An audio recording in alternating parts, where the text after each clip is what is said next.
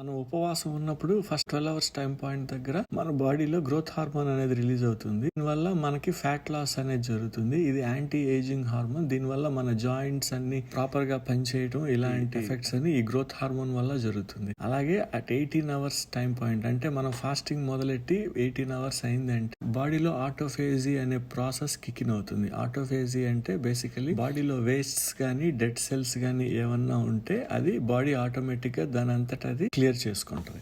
బాడీకి ఇది చాలా ఇంపార్టెంట్ ప్రాసెస్ అన్నమాట. అలాగే 24 అవర్స్ టైం పాయింట్ దగ్గర మన బాడీలో స్టోర్ అయిన షుగర్స్ అంటే గ్లైకోజన్ లాంటివన్నీ బర్న్ అవడం స్టార్ట్ అవుతాయి. అలాగే ఈ 24 అవర్స్ టైం పాయింట్ దగ్గర BDNF అనే ఫ్యాక్టర్ ఒకటి రిలీజ్ అవుతుంది. ఇదే బ్రెయిన్ డిరైవ్డ్ న్యూరోట్రాఫిక్ ఫ్యాక్టర్ అని అంటారు. దీనివల్ల మన బాడీలో మెమరీ కానీ మనం లెర్నింగ్ ఏదైనా నేర్చుకునే ఎబిలిటీ గానీ బాగా పెరుగుతుంది. సో అందుకే మన వాళ్ళు ఏకాదశి ఫాస్టింగ్ అని చెప్పి 36 అవర్స్ ఫాస్టింగ్